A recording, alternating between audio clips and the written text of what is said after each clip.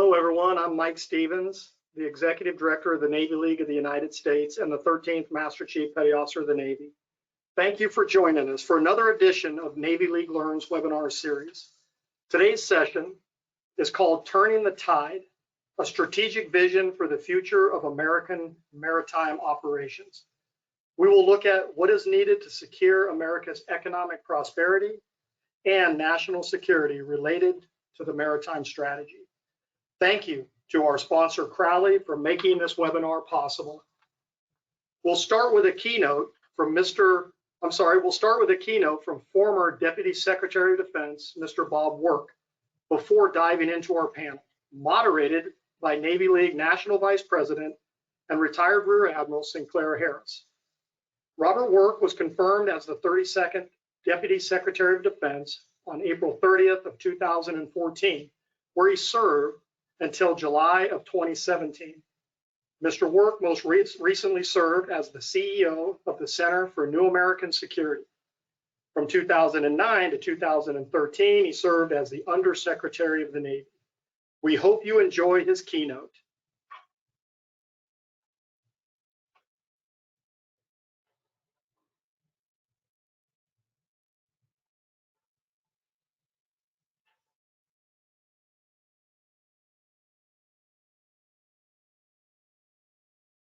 Thanks for the introduction, Nick Pun. And good afternoon, everyone. I'm sorry I can't be at the event physically, but I'm very happy to provide my views virtually. I'm especially happy that I'm virtual because the two Bryans will not be able to attack me physically if I say anything that offends their sensibilities. Now, the title of the panel is Turning the Tide. I'm not sure I agree the situation is as dire as the title suggests. But it is clear that the sea services collectively and individually face many daunting challenges that have to be addressed. And in this regard, bravo Zulu to the Navy League for its 2021-2022 Maritime Policy. It comes at a perfect time, at the change of an administration and with a new Congress. Now, everyone expects a policy like this to be unabashedly pro-naval service. Still, it's well written and covers most of the important issues, I think, that are facing the Department of the Navy, the Coast Guard, and the Maritime Administration. Now, rather than recount its excellent policy suggestions, I thought I'd call out some of the things I thought were especially noteworthy, and also a couple of things that I thought were left on the cutting room floor that should have been included in my view. So there are four big bravo Zulus when I read this. The first is that the Navy League avoided getting dragged into the numbers game. Between December 2016 and December 2020, there were no fewer than 6 fleet structure assessments. In 2016, the fleet structure assessment was published on December 15, 2016, called for a Navy of 355 ships. That was incorporated into the National Defense Authorization Act and is now the law of the land. Then there was the Integrated Naval Force Structure Assessment, just recently put out by the Department of the Navy after a big furball between the Department of Defense and the Department of the Navy. They called for 390 manned ships and 45 unmanned ships for a total of 435. The Hudson Institute was one of 3 studies, the Integrated Naval Force Structure Assessment being one, and the Hudson Institute being a second, and then one done by OSD CAPE, the Cost Assessment and Program Evaluation Shop.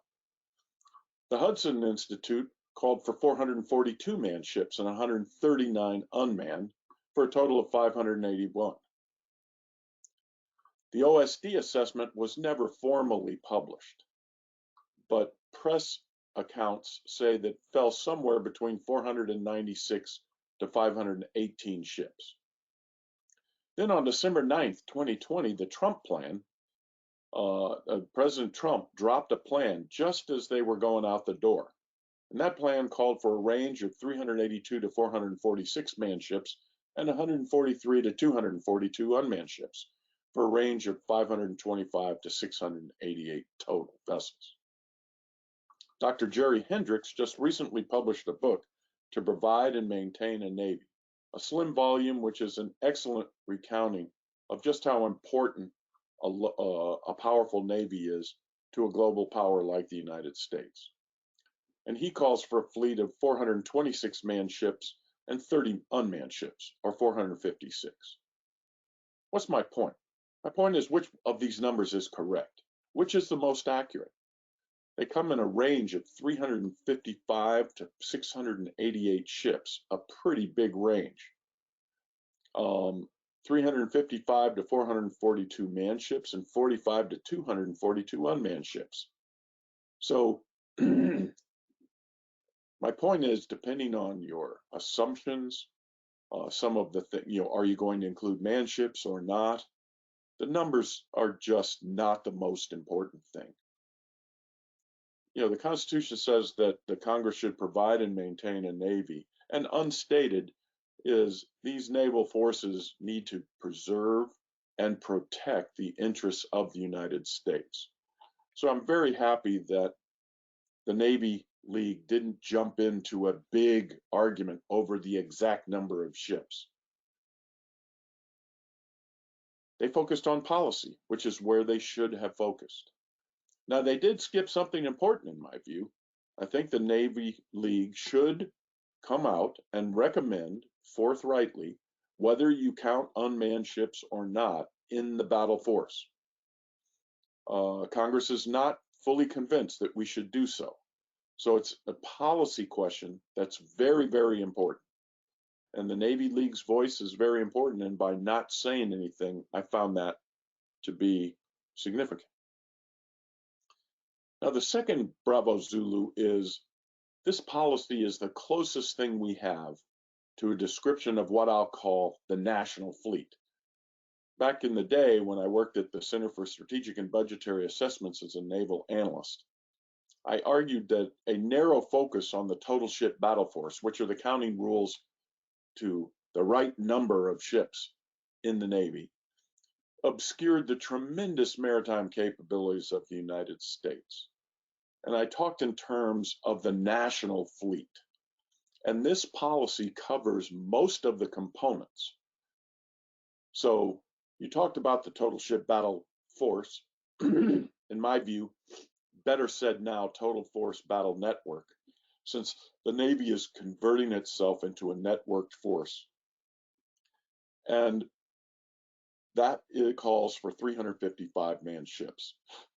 It's the law, and until the law is changed, that's the number. So everyone can just say it's 355. I think the number should be changed. I think we ought to add unmanned ships. I think we ought to do this. But 355 is the total force battle network in terms of the number of ships. Now, some of the ships are not counted, and they should be counted in my view. 13 patrol coastal craft. These are small surface combatants. They're forward deployed. They're doing important missions, and in wartime, they will do important missions. They should be counted. They're not counted because they're not considered big enough or whatever.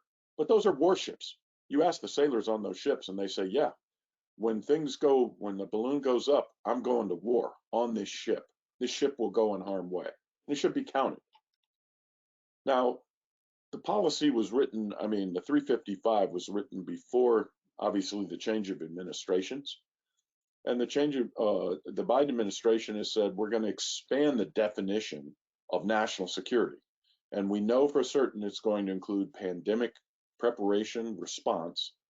So the 2 hospital ships should be counted in the battle network. We deployed the ships to New York and to San Diego and other places. These are right in line with the national security strategy of the new administration. And then it's always bugged me that we don't count the 14 ships in the Maritime Prepositioning Force as part of the battle network. Of course they're part of the battle network. So right there, 355 plus the 13 PC-2 AHs and the 14 MPF ships, it's another 29 ships that I think are counted in the battle network. Now, the 355 number does include a single unmanned ship, which we all know is not going to be the future force. There's going to be unmanned ships in the future force. Just depends on what type of unmanned ships Congress will allow us to include in the counting metrics. But right now, depending on which assessment you pick, there's recommended between 45 and 242 unmanned ships. That would put the total battle force or battle network somewhere between 429 and 626 ships, which sounds pretty darn good. Now then there's the National Defense Reserve Fleet. That's about 100 ships that are military useful cargo and tanker ships that we would have available to us in time of crisis. Now some people say, work, you can't count all of those, some of them won't start. Okay, well let's just count the 15 surge ships and the 46 in the ready reserve fleet. That's another 61 ships. Those are important military capabilities. Then let's talk about the Coast Guard. They have 243 coastal and ocean-going ships. Once again, people say, work, those are buoy tenders and stuff like that. Okay, well, let's just count their ocean-going and deployable cutters. They're going to have 96 of them. That's going to be the national security cutters, the offshore patrol cutters, the fast response cutters, and the polar cutters. It's going to be 96 ships that you bet your bottom dollar we're going to use in time of crisis. Then there's the Maritime Security Program. It was mentioned in the policy. I think it probably could have been explained a little more, but I think for those viewers, these are 60 congressionally funded agreements between ship providers, and this is an agreement that they will provide a ship when needed. And all 60 of the congressionally funded agreements are filled. So I think you count those 60 ships. The Voluntary Intermodal Sea Lift Agreement, there's no limit to those, but we know we're going to get ships from there, and they should be at least discussed. And the policy does say, look, we should support the Tanker Security Program, which is supposed to support the Navy and the Air Force in a Pacific War. So of course you would include those.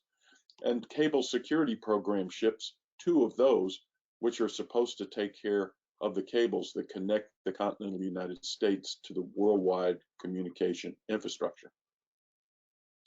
Now, another thing that the Biden administration has said is that climate change is going to be considered a national security issue.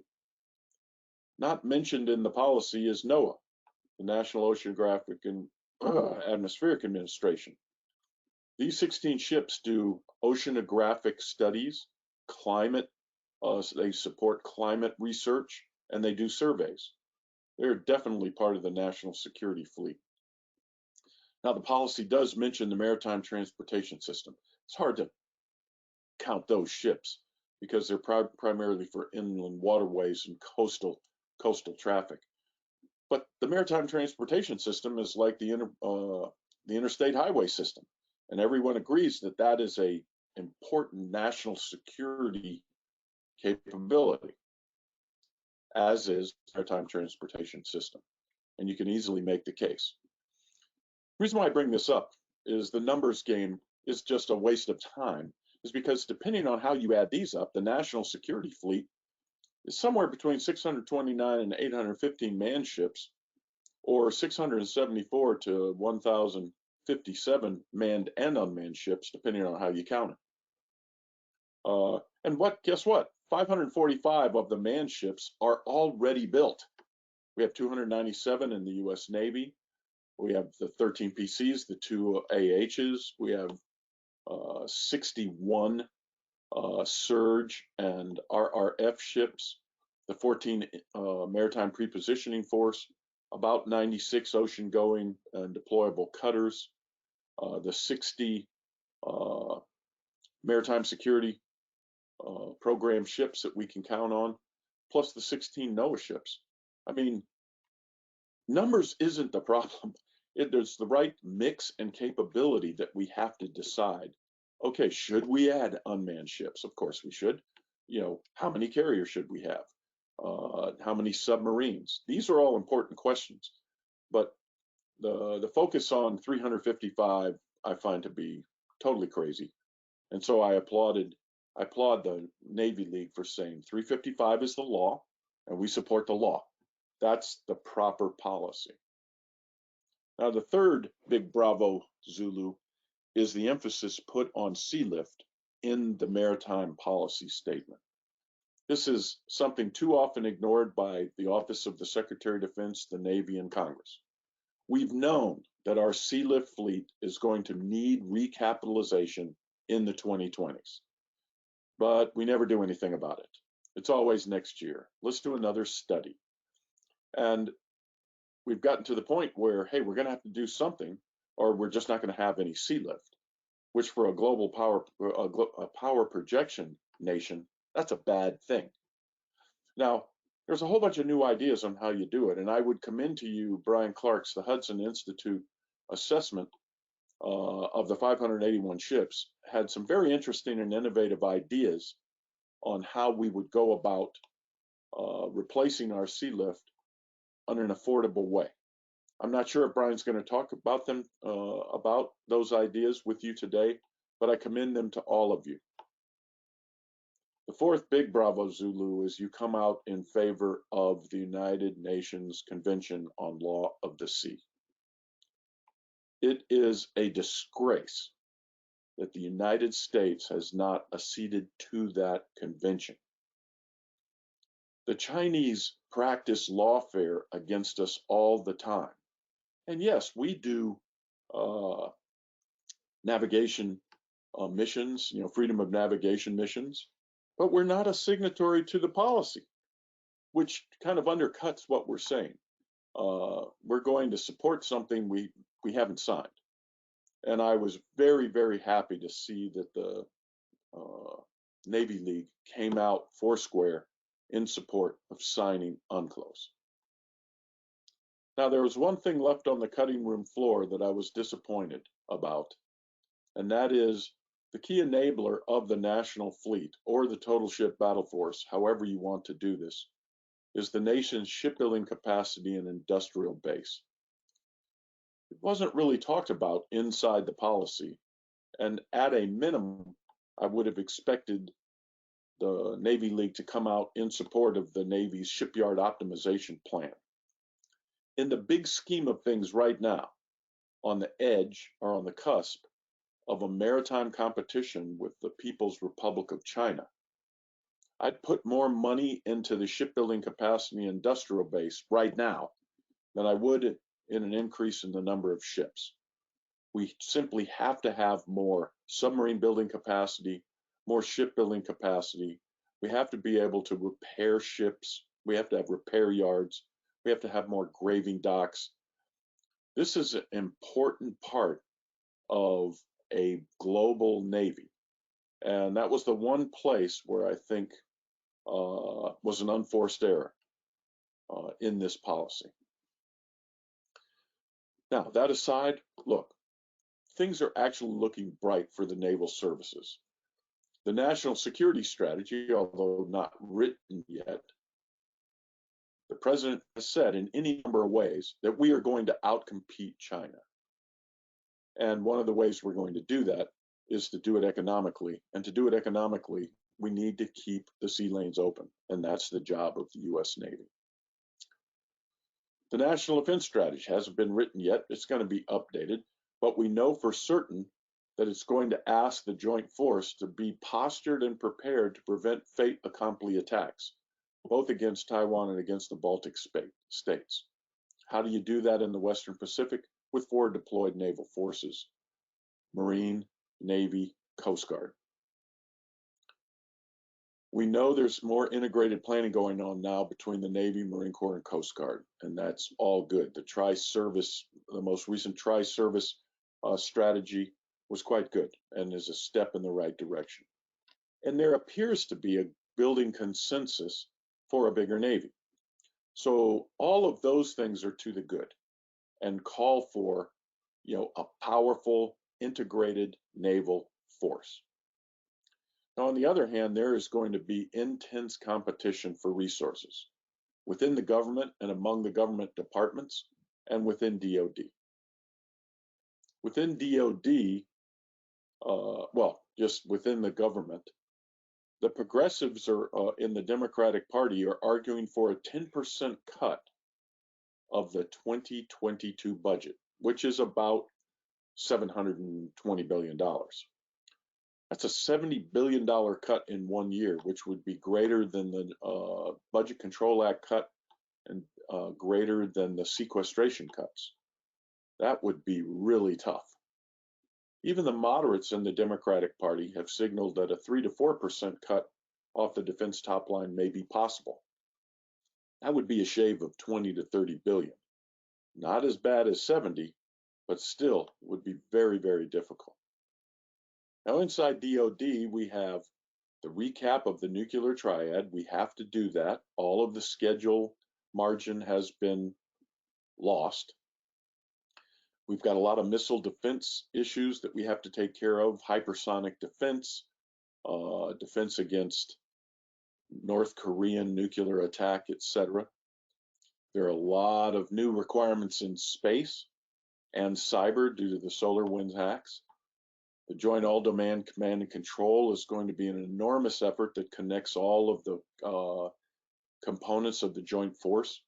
All of those have arguments for increased resource caps, just like the Navy has arguments for increased resources. So it's important when in conditions like this that the Department of the Navy and like the Navy League state the requirements clearly to Congress and the administration without hysteria or hyperbole, and then fight hard for the resources. Now, Kath Hicks, our current Deputy Secretary of Defense, wrote an article in Foreign Affairs called "For U.S. Defense Spending, Big Cuts Pose Big Risks." And if you want to get inside Kath Hicks' head, you should read that article. It was in Foreign Affairs. And this is what she said. The challenge of how to apportion resources plays out across a wide array of U.S. interests, including nuclear deterrence, counterterrorism, and the assurance of free flow of commerce in the Pacific Ocean. Ding, ding, ding, ding, ding. I mean, if you're a navalist, that's about the greatest sentence ever. As you point out in the Naval Policy Statement or the Maritime Policy Statement, the Columbia-class submarine is the most important part of our nuclear triad. And it's the most important and #1 acquisition priority in the U.S. Navy. So that's covered in nuclear deterrence. Counterterrorism.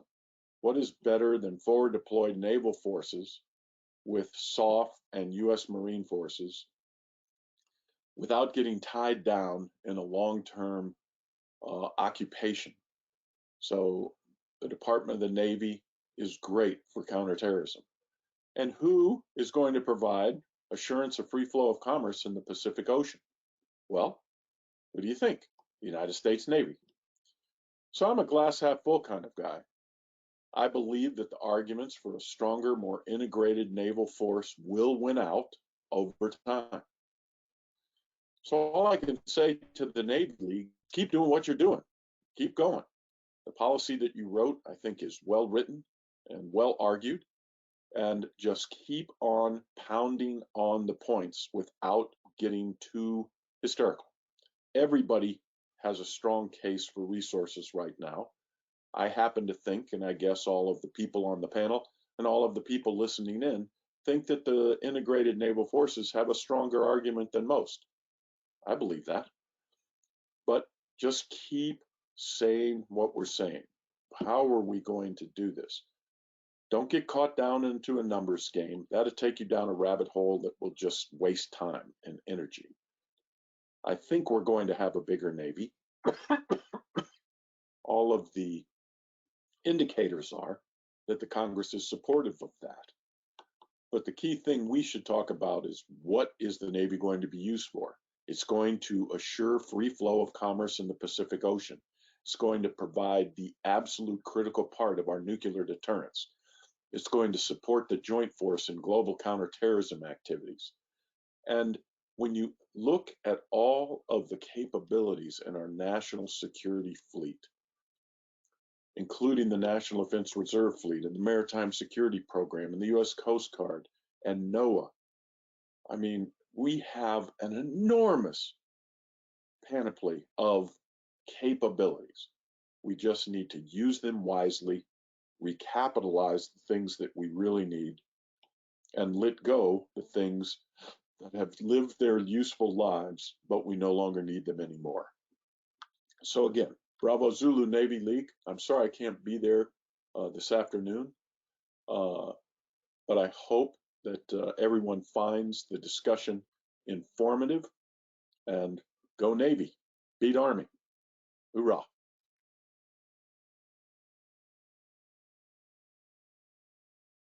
Well, we're very fortunate to have Secretary Work provide us with this keynote address, and we're thankful for his continued support of the Navy League. So thank you, Mr. Work, for doing this for us.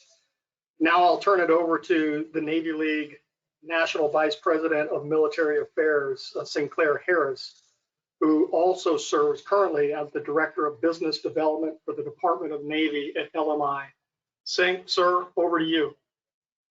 Hey, thank you, McPon. Really appreciate the work that you're doing in making our Navy League stronger and better in every way. Great staff, great team, and couldn't appreciate you more. Appreciate Secretary Work for his remarks. And I like when somebody tells me the things I got right, but I like even more when they tell us the things that they want to challenge us with. So again, appreciate the remarks of Secretary Work and his encouragement to keep on keeping on. Let me go ahead and bring in my panel members here after my brief. I know that a lot of you have not had a chance to read the Maritime Policy for 2021-2022. I ask you to please go on our website and check it out.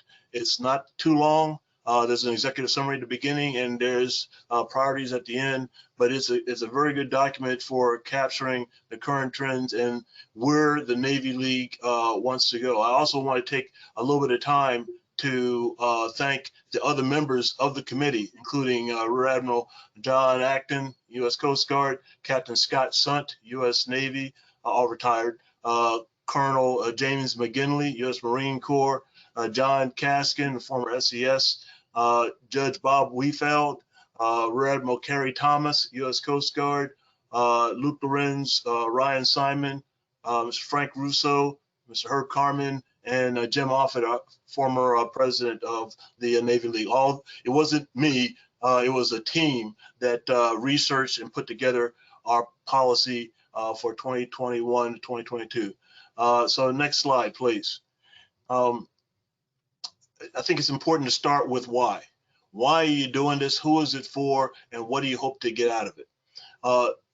We produce a maritime policy because the Navy League, all of our members, believe in the importance of American sea power, of ensuring that it is sustained, that it is lethal, that it serves to protect the prosperity and the vital interests of our nation and of our allies. That is what the maritime policy is an articulation of from the Navy League's point of view. We talk to many, both inside the service and out, but that is where it's coming from.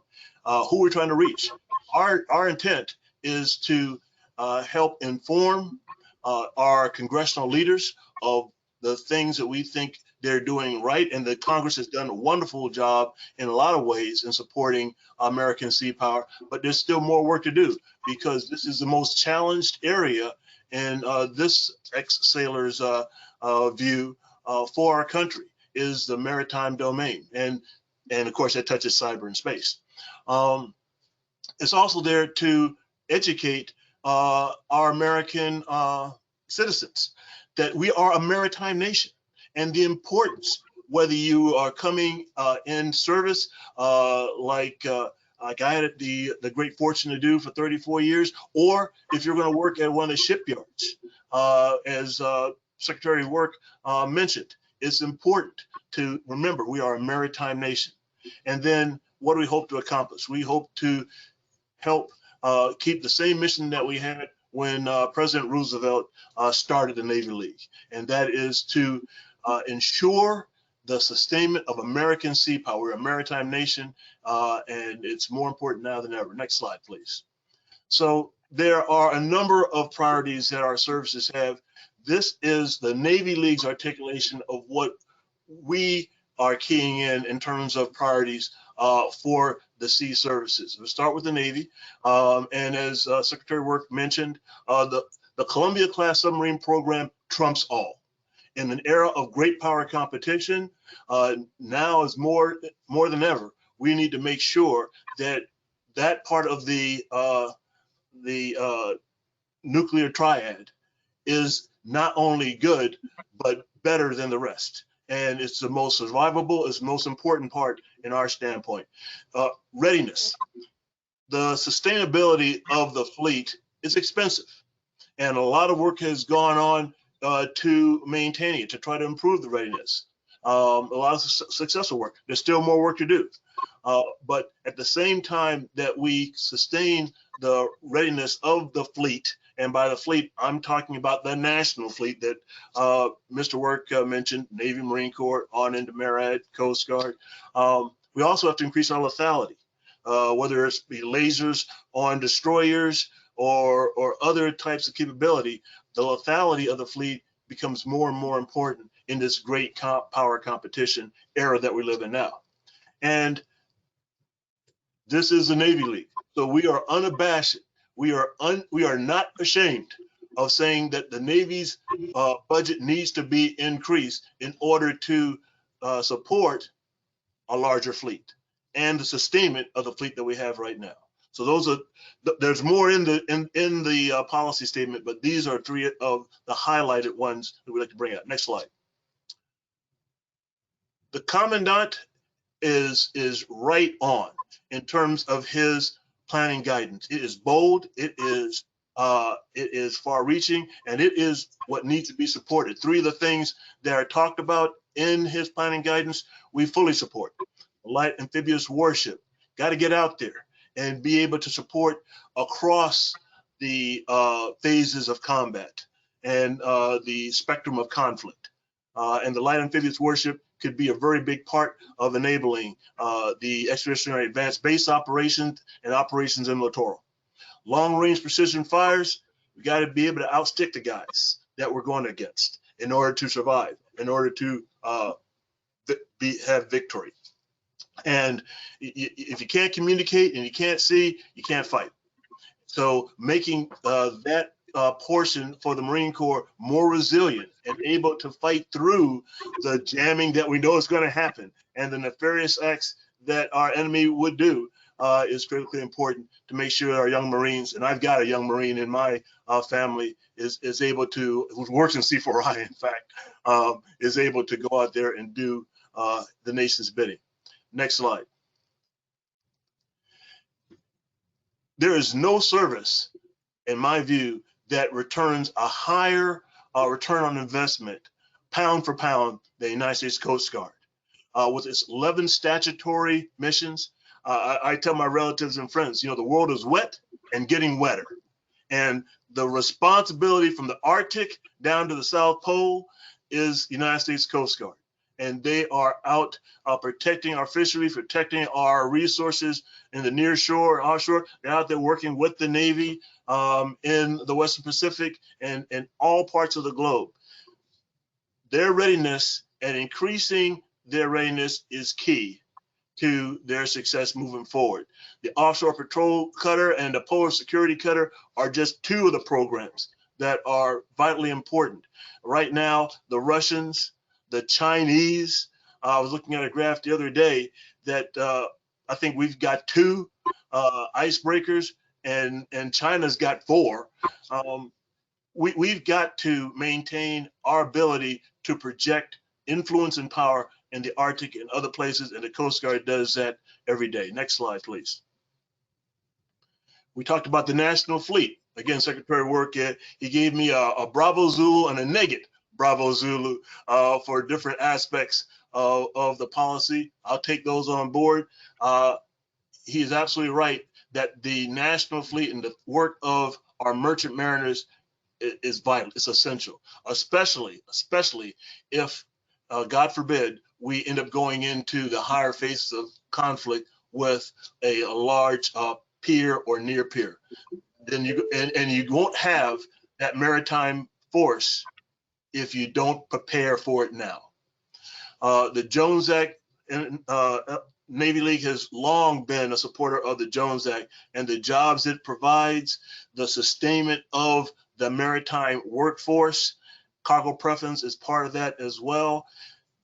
The sea lift of America in peacetime and in war is critical to our victory. So we've got to maintain the priorities for the merchant marine and the things that MARAD does. Next slide. And I'm getting to the end.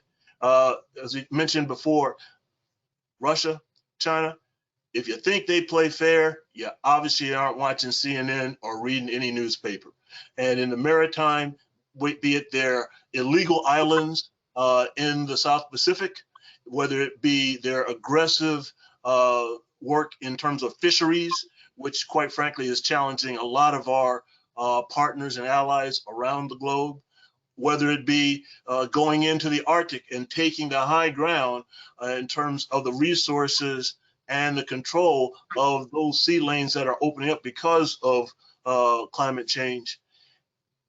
All these are areas where America can fight more at a higher level of lawfare if we ratify the law of the sea. So the Navy League, as every CNO that I can remember and commandant that I can remember, has supported the ratification of the United Nations Convention on the Law of the Sea, and we will continue to beat that drum. So with that, I've got my two partners, next slide, who have joined me here, and I couldn't be happier. Both one of my shipmates from Times at Sea, Brian Mcgrath, one of the great destroyer captains, if not one of the best destroyer captains that I have served with, and he did not pay me to say that. And the other Brian Clark, one of the deep thinkers in maritime and in defense strategy that I've had the great pleasure of knowing over the years. Thank you, gentlemen, for joining me. I've done my preamble. I'm going to turn it over to you, Brian Mcgrath, first for remarks, and then we'll go to Brian Clark, and then we'll go to Q&A. Over to you, Brian. Perfect. Thank you. I've got about 3 minutes or so because I want to get to the smart Brian and hear what he has to say, and then get on to the discussion among the three of us. Thank you, Sink. Thank you, Mike Stevens, and everyone associated with the Navy League for the opportunity to be with you here today. That I get to do so alongside, at least electronically, alongside my longtime friend Brian Clark is an additional treat. I only wish that Bob Work were here with us because there's nothing I like doing better than arguing with Bob Work in person. Little background, I'm a 55-year-old resident of the Eastern Shore of Maryland. I spent much of my adult life as a career Navy surface warfare officer, where one of the great professional pleasures of my life was serving in Sink's strike group, where he was my boss when I was in command of a destroyer. And I can tell you that no destroyer captain was more favored in the choice of a boss. It was the most positive experience I had underway. I've spent most of the last 13 years making my living as a defense consultant. I have a handful of clients, including the Navy, and it's important for me to stress that whatever I say here today is my opinion. It represents my views. There may occasionally be overlap between what I believe and what the Navy says, and I attribute this to the fact that the Navy is a learning organization and is able to listen to good advice. To the extent that the taxpayers get any value from my role helping the Navy, it is largely because I ask a lot of inconvenient questions. I ask inconvenient questions of concept developers, resource sponsors, acquisition experts, and other people whose assumptions and presumptions aren't necessarily challenged enough. It's an interesting time to be a navalist, to be a forceful advocate for American maritime power. Renewed great power competition, the tyranny of geography, an awakening to strategic realities, and powerful people willing to question existing paradigms has led to what appears to be a consensus that whatever maritime power is, we need more of it. That this recognition comes at a time when other domestic needs, driven largely by the pandemic response, are prioritized, leaves us in a difficult position, in a different position than perhaps we were previously.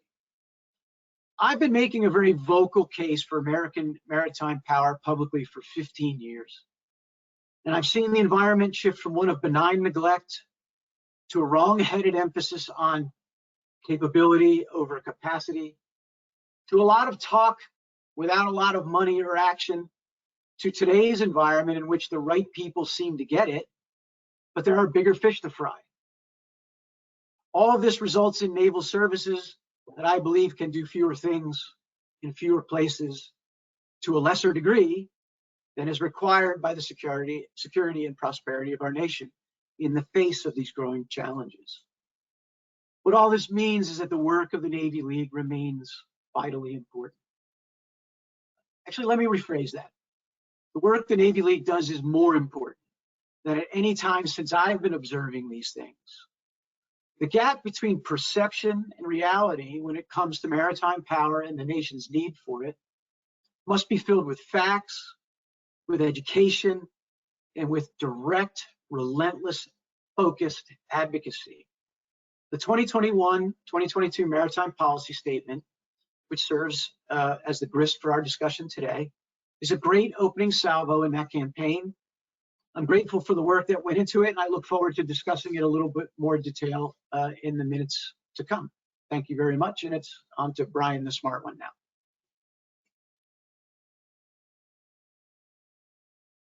Well, thank you, Brian. I don't know if I'm the smart one, but I will take whatever compliments you have. Thank you, Stink, also for inviting me to be here, and it's great to see you again.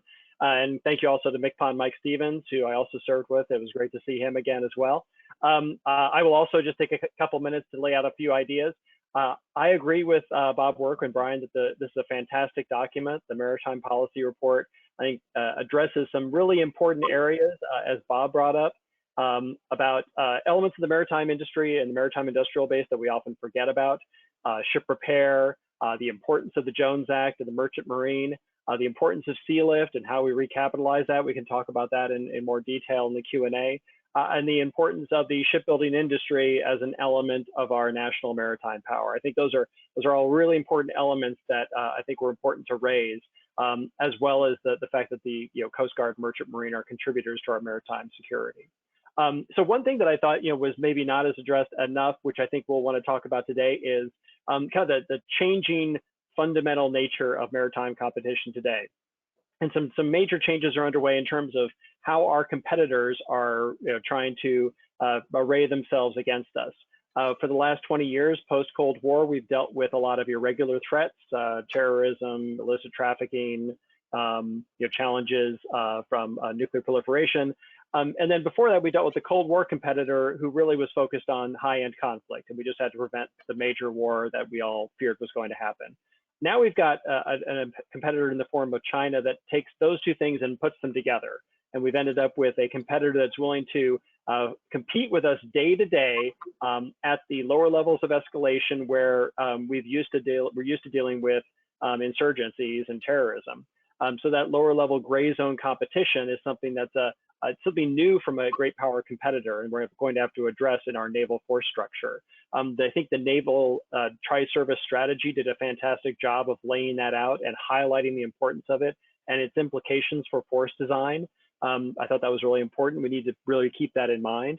And in some ways, we might have to find ourselves reducing risk in our ability to compete and maybe accepting some risk in our ability to fight the big war because in the Chinese view, they're going to win in the competition and probably never have to have that big war that we've been preparing for our entire lives.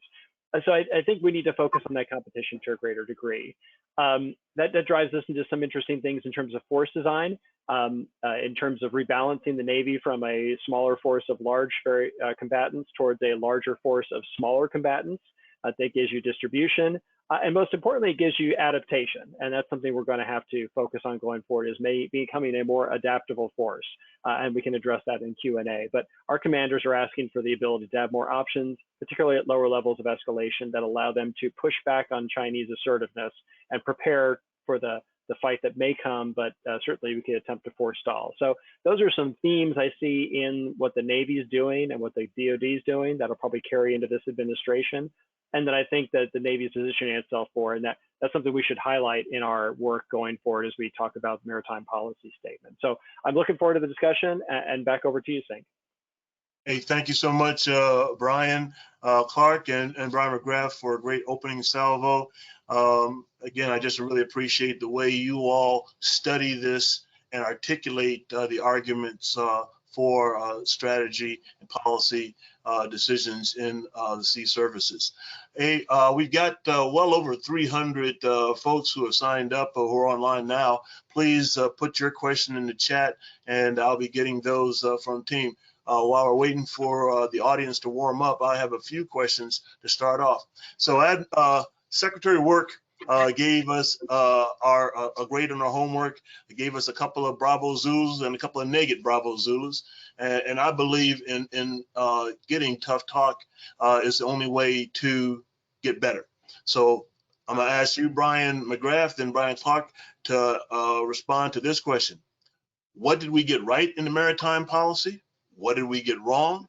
And what is the most important thing that needs to be addressed to support our maritime forces? Brian Mcgrath. It's hard to do better than Bob Work with respect to what the report got right. Sea lift, the logistics force. There was a focus in this document on enablers.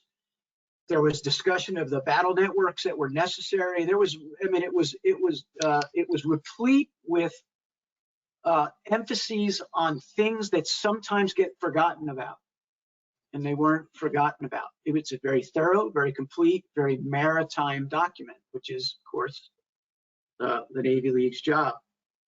I have a couple of others, as the aviators would say.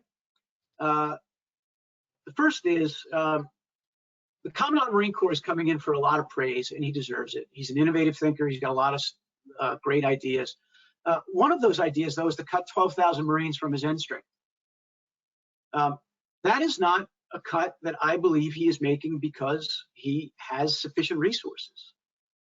I think that Commandant is reshaping his force not only because he gets the competitive environment correctly, but because he understands the resources that he's going to be given to shape his force. Quite frankly, I think I would like to see what General Berger could do with a Marine Corps that included those 12,000 people. And I think cutting 12,000 people out of the Marine Corps is something that I was surprised to see the Navy League support. The second thing that interests me is where Bob Work said the great thing is that the 355 is the law, and you avoided the numbers, and we support the law. Quite frankly, there are plenty of people who go up to Capitol Hill and support the law.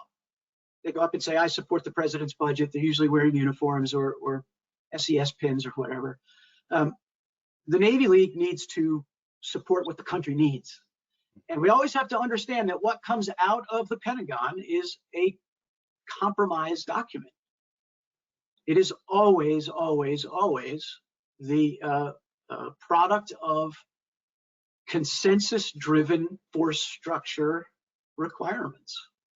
So 355 may in fact be the right number. I don't know.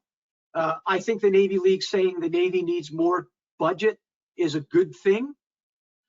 I think where I would like to have seen the Navy League be more specific is trying to come up with what the total ownership cost of a Navy that was 355 ships, and argue for that number, and argue for a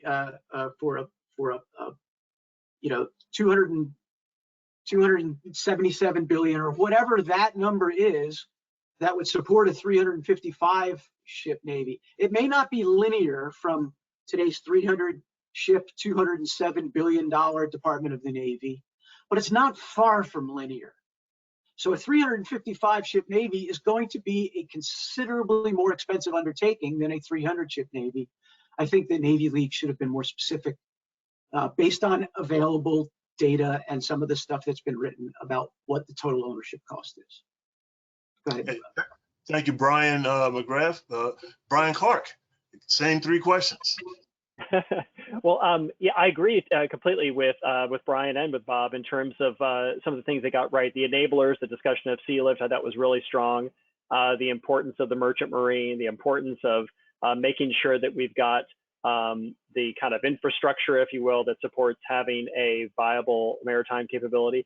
And elements like the Coast Guard, you know, and also NOAA. There's pieces of the fleet that are part of this national fleet. It didn't get called that in the policy report, but the highlighting of them was really, I think, an important contributor because we tend to forget about them, and somebody needs to be their advocate on the Hill. I think also the report's emphasis on you know, the value of some of the higher end platforms we currently have, that was good. I don't know that they require a whole lot of additional support. They've got their own constituencies that benefit them, but making sure that people understand that there's, you know, a value in continuing an aircraft carrier program, continuing these programs that have been under fire, you know, at various points in their lives, I thought was good as well. In terms of things that I think, you know, maybe could have been improved upon. So one thing was air power, maritime air power. You know, there's a lot of aircraft in the Navy. In many years, the Navy has spent more on aircraft than it has on ships. And I think that's something we're going to be looking at this year. But I think that's an element of the Navy that is going to need to be kind of re-examined. And I think the DoD will be doing that this year because the carrier air wing is itself evolving. We have land-based aircraft that have varying degrees of utility depending on how contested the environment is. You know, the P-8 is going to have a hard time doing ASW missions over the South China Sea, for example. So we have to rethink our air power in the Navy to both take advantage of new technologies like longer range unmanned platforms, and then also address some of the shortfalls that we've got, you know, whereas our current helicopter fleet maybe doesn't have the range to be able to do anti-submarine warfare, you know, in the places where we need to do it. Our P-8s are potentially too vulnerable to use in some of our locations where we need to use them. So air power is something that I thought was sort of left on the cutting room floor, to use Bob's term. And then the other thing was this discussion about the fleet's shape. And if you could bring up the slide again, I saw that you popped it up there, but I didn't talk to it. So if you could bring up the slide showing the Hudson Fleet, I appreciated the reports, you know, reference to the work that we had done at Hudson.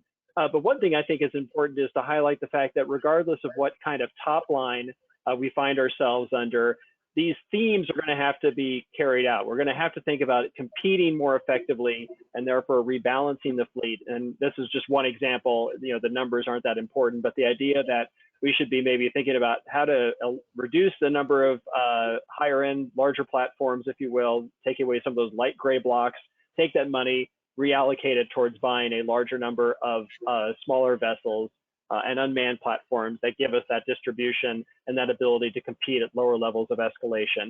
So I think that's something that we could have, you know, highlighted more in the Maritime Policy report, because we did talk about these ideas, but maybe didn't carry them out to say the Navy needs to, you know, compete better, be able to sustain itself. And this gets to Brian's point about how do you have a fleet that's able to be sustainable over a reasonable period of time. As O&S costs rise, we're going to find ourselves unable to own the Navy that we've bought.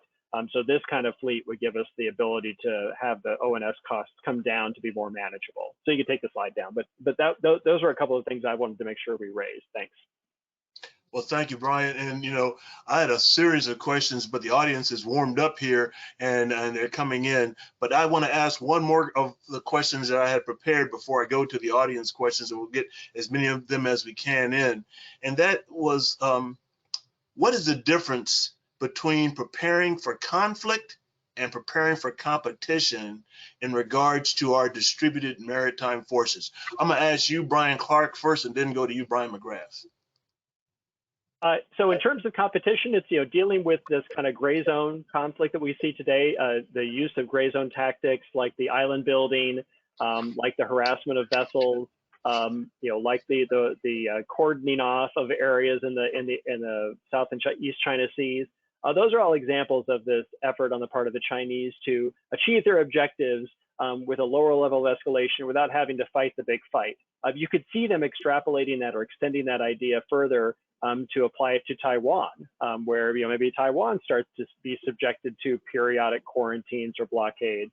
And then how do we deal with that without our only option being World War III? So competing means dealing with these kinds of lower level escalation events. It also means a whole of government approach. I mean, I hate to use that term, but it also means thinking comprehensively about the competition, kind of like we did in the Cold War, where it's not just the militaries that compete with one another, it's our economies that are competing with one another, it's our military organizations.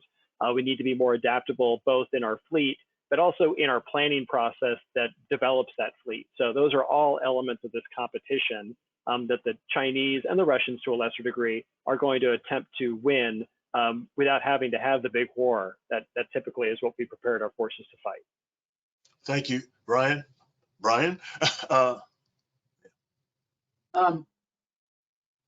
Competition is what we do, what the Navy does 99.44% of the time.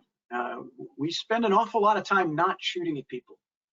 It doesn't mean we don't have to be prepared to shoot at people. We do. We have to be prepared to shoot at people with precision and with violence. Being prepared to shoot at people with precision and violence when they are shooting it back at you privileges certain characteristics and attributes of a fleet, one of which would be survivability. And one of the things that goes into survivability is stealth, right?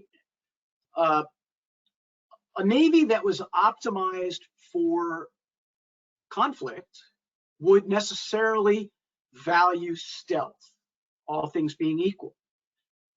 A Navy that is concentrating on competition might value stealth less because stealth is expensive. And what you would want in a competitive phase, let's take one platform, for example, airborne ISR, right? MQ-9s, MQ-4s, MQ-8s, medium altitude, long endurance UAVs. These are not stealthy pieces of equipment, and the P-8. And people rightly believe that once the shooting starts, they are going to be somewhat vulnerable. In the competition phase, however, where you are trying to make the other person aware of the fact that you know where everything he values is, and that you have weapons paired against them that you can fire at a moment's notice. What you value in an architecture like that is coverage and numbers. And stealthy platforms aren't going to get you there. You're going to need the non-stealthy platforms.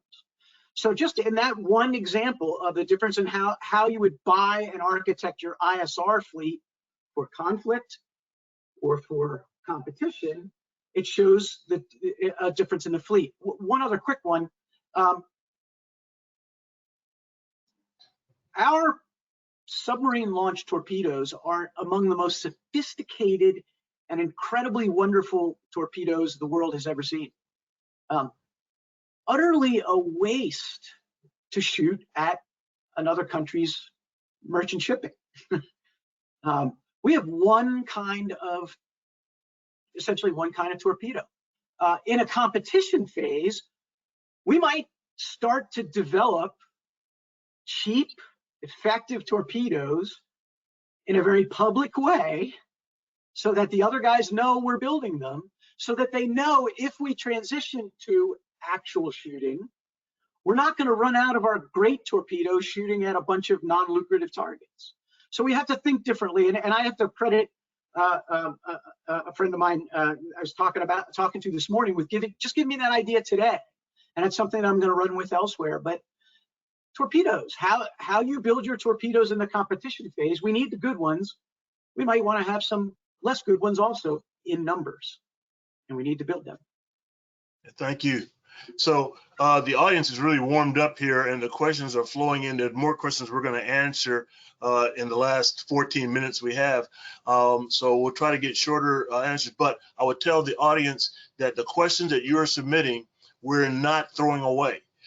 Because these are things that we can unpack across the year in other meetings, other sessions with the Navy League. So first one up, Anthony King asks, are there conversations happening with Naval Institute about the surface connectors that will be needed for the Marine Corps to successfully employ EABO and the expeditionary contracting capability that will be needed to refuel, rearm our ships in the second island chain? Brian Clark.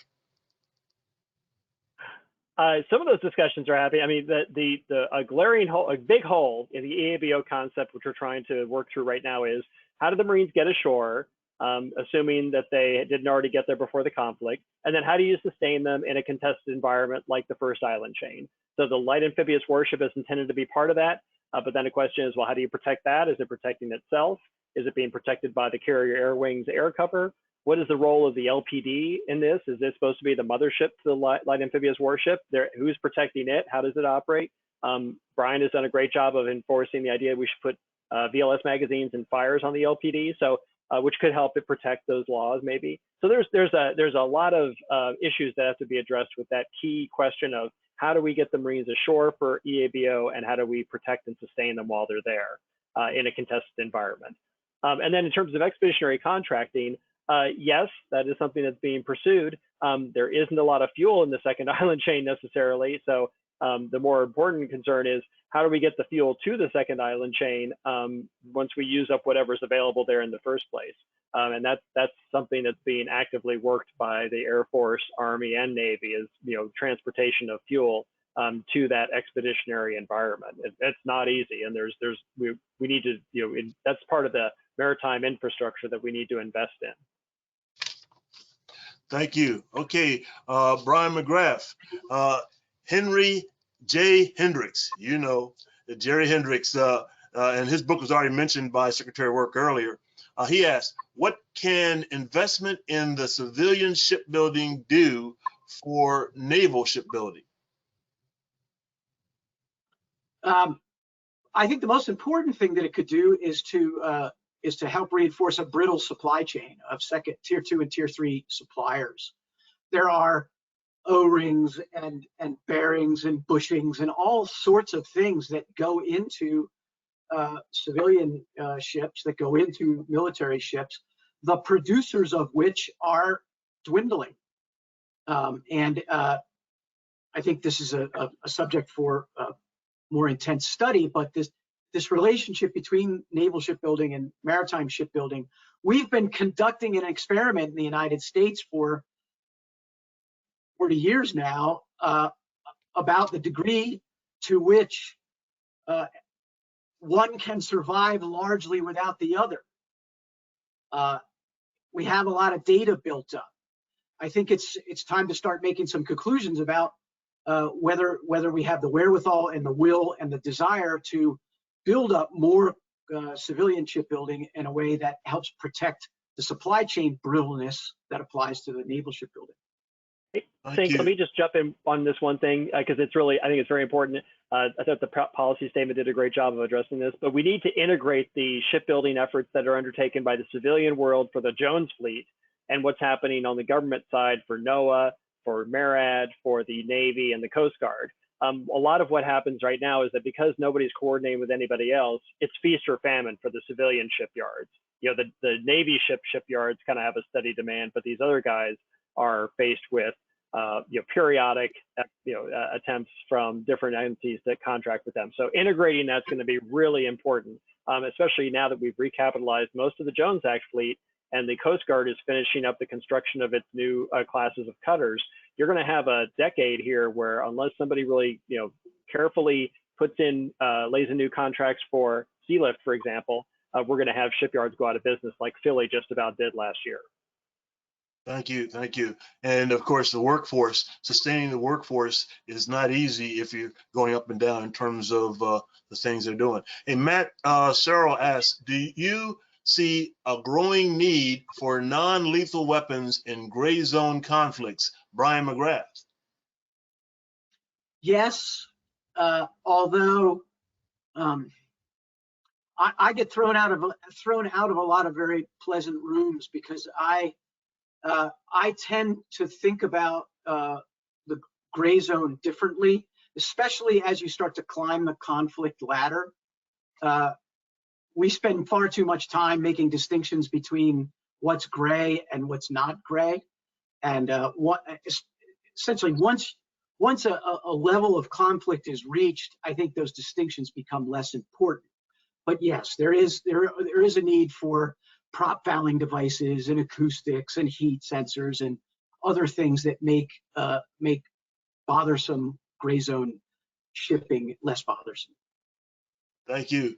Brian Clark, you get the next one. David Larson asks, what do you believe is the intent of the FFG 62 program? Is it to cut back on DDG 51 or is it a replacement for the LCS program? So initially, I think, well, from my own opinion, I initially thought of it as being mostly an escort platform. So it would be able to provide anti-submarine warfare and air defense for some merchant vessels that it was in tow with or in concert with, or logistics vessels. And now I'm rethinking that after we did this fleet architecture work with OSD, is it's really going to be, it could be the main multi-mission combatant of the future. And your DDGs and large service combatants will increasingly be a smaller component of the fleet that focuses on the very high-end air defense and missile defense missions.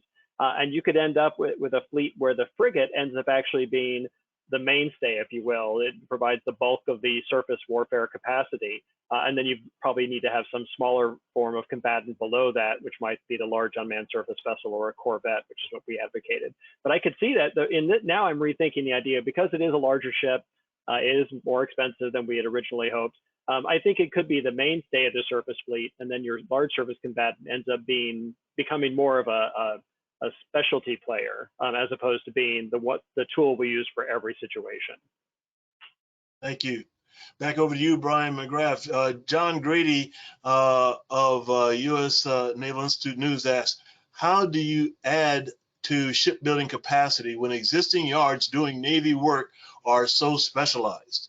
Note problems with the LCS outside of these yards. Also, what is the state of the second tier providers affecting who is building and maintaining these programs?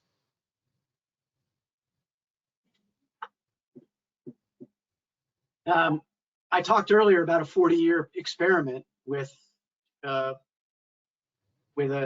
shipbuilding industry that largely reflects the Navy as opposed to sort of a more balanced naval and civilian. And the yards that have survived are ones that are capable of doing large, complex.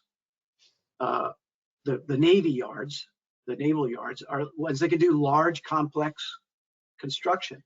There are a number of smaller ones. Brian just talked about how the sort of spasmodic and episodic shots of shipbuilding into this industry, either from the Jones Act or from a Coast Guard series of contracts, help sustain them.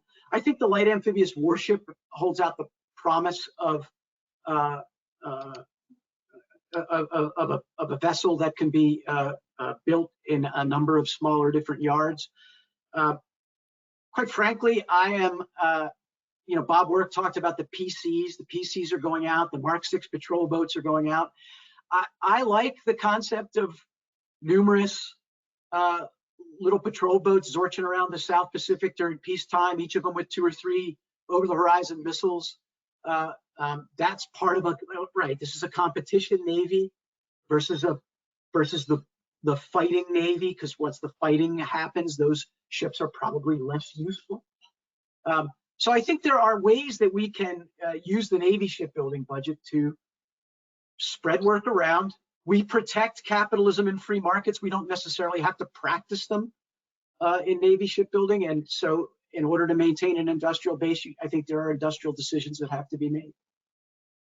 Thank you. Okay, last 2 questions before we get to the end of I think, a great panel. John Kaskin, who was one of the drafters of our policy, asked, there are rumors that a forthcoming mobility requirement study will suggest we can depend on foreign flag and foreign owned tankers to support naval and ground forces in a Pacific war. Do the Bryans believe that China will allow this allow access to these tankers since they aren't available? We need to invest in a much larger tanker security program and viable voluntary tanker agreement. Brian Clark, you first. Yeah, so I don't know that our 4 tankers that the U.S. government owns are going to be quite sufficient to satisfy the need. The mobility capability requirement study last time said we needed about 80 tankers of nominal size. It's, you know, that's kind of a generic size tanker, but 80 tankers, of which we have 4 that are under U.S. ownership or control. We would have to depend on foreign tanking, as we have in past conflicts, like in Desert Storm. But as John notes, a lot of the tanking capacity is now owned by China, and therefore would have to be leased from China or chartered from China. I think it's very unlikely they're going to make that easy for us, even if the confrontation is not with China or is, you know, some kind of tangential conflict that they might be involved in. So having a tanker security program that essentially incentivizes U.S. carriers to put ships under U.S. flag and operate as U.S. tankers is going to be a really important element. I'm glad the Maritime Policy statement made that clear, that the tanker security program was a priority. Brian Mcgrath. Yeah, it's a no-brainer. We have to have access to more ships that we can count on. China's obviously not going to care what the flag is when it attacks the ships.